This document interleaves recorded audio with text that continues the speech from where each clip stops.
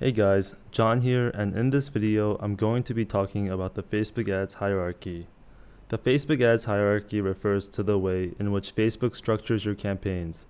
If you're new to any sort of paid marketing, think of campaigns as a way for you to interface with the Facebook machine learning algorithm. Campaigns will tell the algorithm things like how much you wish to spend, who you wish to target, and more.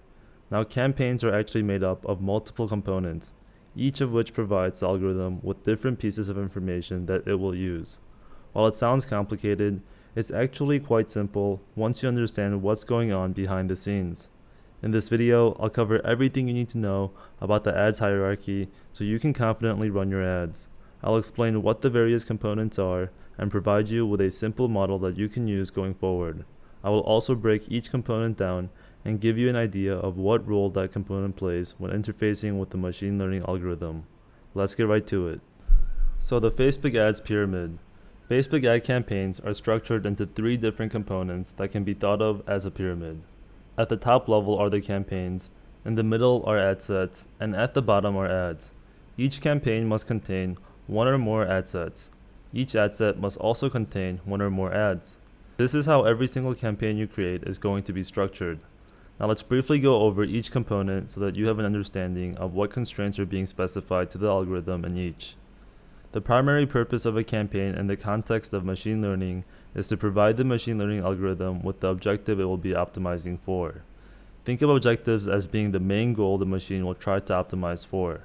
By providing the machine learning algorithm with an objective, you're basically telling the algorithm, hey, go and find me people that are most likely to take this action and show them my advertisement. In total, there are 11 marketing objectives that you can pick from: brand awareness, reach, traffic, engagement, app installs, video views, lead generation, messages, conversions, catalog sales, and store traffic. As an example, if you were to choose the video views objective, you are primarily going to show your advertisement to people who are most likely to watch your video. On the other hand, choosing the conversions objective will show your ad to people who are most likely to convert after seeing the advertisement. Though this might seem overwhelming, don't worry. As a dropshipper, you're going to almost exclusively use the conversions objective. Having spent millions of dollars on Facebook ads over the past couple of years, I found the other objectives to be unreliable for generating cost-effective sales. They are generally used for different business models that rely on various marketing strategies to bring in customers, which we won't be using here. In addition to providing the algorithm with your desired optimization, campaigns allow you to specify a daily budget, which will affect how many people you can potentially reach. Now let's take a look at the next component in the hierarchy, the ad set. The ad set level is where you will primarily be defining what audience you want your advertisement to be shown to. To define the audience, you must specify the following settings: targeting, delivery schedule, bidding, and placement. Let's quickly go over each of these categories and see what's going on behind the scenes. First off, we have targeting. Targeting allows you to specify various details about who you want to serve your ads to. You can choose to specify factors like age, gender, location, and specific interests.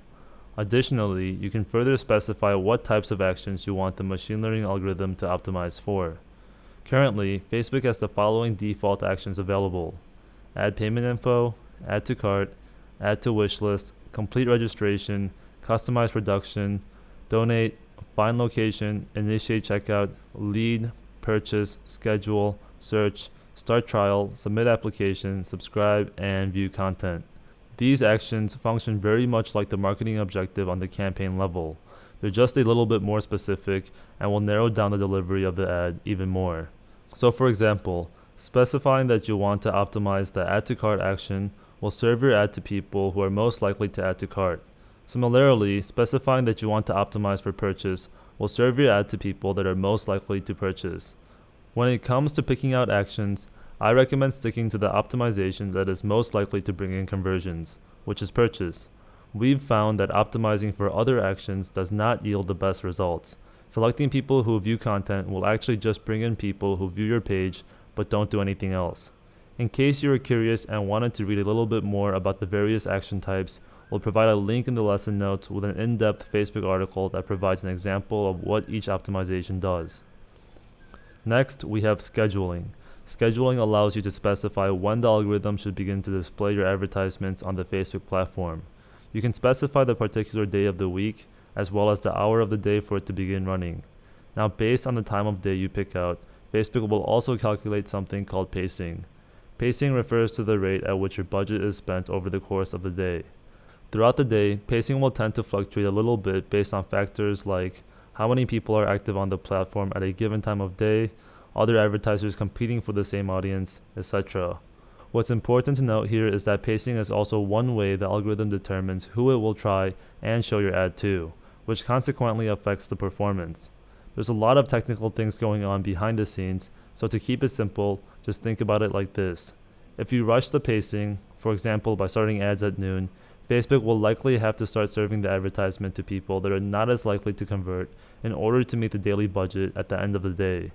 This will almost always result in lower performance, namely a higher cost per whatever action you specify the ad set to optimize for. So I recommend that when you're scheduling your ads, you should pick out some hour of the day between midnight and early morning of your ad account time zone. This will allow the algorithm to properly pace and only attempt to deliver ads to those people who are most likely to take action you are optimizing for. Now let's move on to bidding. Bidding refers to how much you want to spend in the ad auction. The ad auction is essentially a mechanism that Facebook uses in order to determine which advertisers competing for one audience gets to show their ad. You can choose to specify your own bids, which is known as manual bidding, or let Facebook handle things, which is known as automatic bidding. We'll talk more about the auction and bidding in lessons 5.4, so don't worry about this too much for now. In either case, manual bidding isn't something that you'll have to do much at all. It is not necessary to scale your business. However, it can be extremely effective in some cases and is a part of a few advanced strategies I'll present to you in Module 5. And lastly, we have placements. Placements refer to the various areas within Facebook's available platform that your advertisements can be displayed on. This includes places like the Facebook newsfeed, Instagram stories, and more. When it comes to picking placements, you can either select specific placements or automatic placements. Automatic placements allows the Facebook algorithm to pick out placements that it thinks will perform best given your particular advertisement. We find that allowing Facebook to pick out the placements tends to work the best, especially with recent improvements in the machine learning algorithm. It's become so advanced that it not only knows the best type of placement given your ad and audience, but it also knows that some placements are better than others at particular times throughout the day. As such, it will actually adjust the budget for each placement throughout the day to get you the best results possible. Now that's about it when it comes to the various components of the ad set. Now let's move on to the final level of the Facebook ads hierarchy, the ad. The ad level of the hierarchy is pretty straightforward. This is where you will provide Facebook with the visual content that you wish to promote. It's basically what people see on their feed when the advertisement is being served. There's a few different types of content you can choose from. Examples include carousel ads, images, videos, and collections. Depending on which type you pick, you will either have to provide Facebook with pictures, videos, written text, or both. Each type of content will also function as a method of sending people to your website via a URL. This can be through a link in the text content of your ad or a Shop Now button if you choose to include one. The types of content and settings that you should use will heavily depend on your particular product and audience. In this course, we'll primarily show you how to set up video ads, though we'll also touch upon some of these other options for different types of campaigns. Alright guys, that's about it for this video. So to summarize, at this point you should have a fundamental understanding of the Facebook ads hierarchy, how each level of the hierarchy functions, and a few of our best practices when it comes to configuring each level. I know this was a ton of information that you've probably never seen before and might not quite remember, and if that's the case, I strongly recommend re-watching this video and taking some notes, as well as posting in our private Facebook group if you have any further questions. Catch you guys in the next video.